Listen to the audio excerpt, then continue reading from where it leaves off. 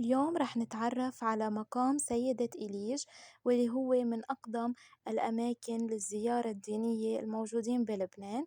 هيدا المكان مقام ديني رائع بيعود للعذراء مريم المعروفة بهيدا المقام باسم سيدة إليش. تعرفوا معنا على هالمقام بهيدا الفيديو.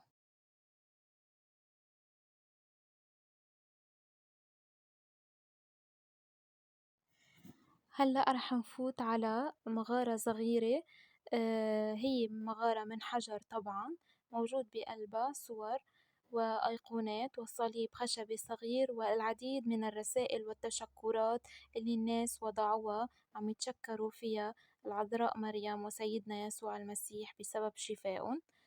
أما بداية دخلنا على الكنيسة الكبيرة الموجودة وهي كنيسة سيدة إليش حيث تقام الصلوات والقداسيس الدينية اليومية طبعًا.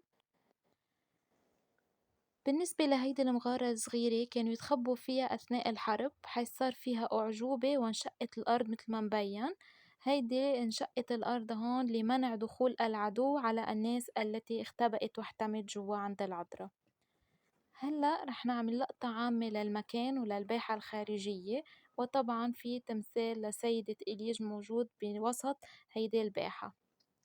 عن جد مكان رائع وكتير حلو، في خشوع وصلاة بهيدا المزار. وهلأ نحن رايحين صوب الشجرة اللي معلق على أغصانها ملايين وآلاف من المسابح اللي كل مسبحة بتحمل معها أمنية وشكر للعذراء مريم وسيدنا يسوع المسيح. هيدا المكان في كتير خشوع ورواق، حتى الهوا بتحسوه عم يحكي معكن. فعلا هيدا المكان يستحق الزيارة. طبعًا انتو عم تمشوا هيدا الدرب حاطين صلوات وتراتيل خفيفة كرمال تستمتعوا.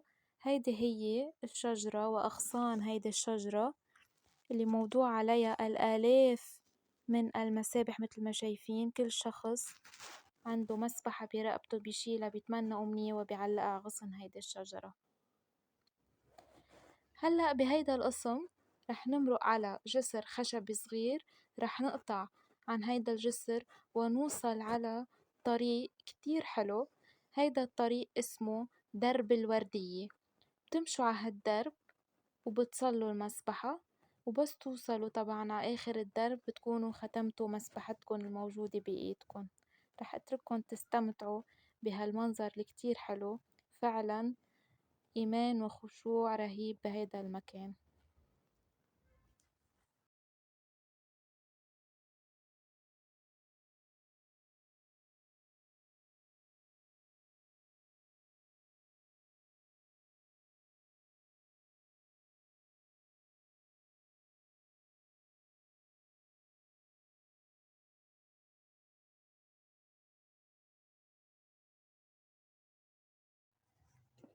أما هلأ وصلنا على مكان ما بيقعدوا وبيتجمعوا الناس وبيصلوا، ممكن يصلوا المسبحة أو أي صلاة جماعية بحبوا يصلوها. موجود متل ما انتبهنا بالأول صورة لمرشربة المعمولة من الحجر، وصورة لعدة قديسين كمان معمولة من الحجر، وطبعا موجود يسوع المصلوب وتمثال لأمنا مريم العذراء. هيدا هو التمثال اللي موجود بوسط الباحة. أما هيدا التمثال لعذراء ويسوع موجود كمان بهيدا المزار، وقديس لمار يوسف البتول. هيك كانت زيارتنا لمقام سيدة إليج، نتمنى يكون عجبكم الفيديو.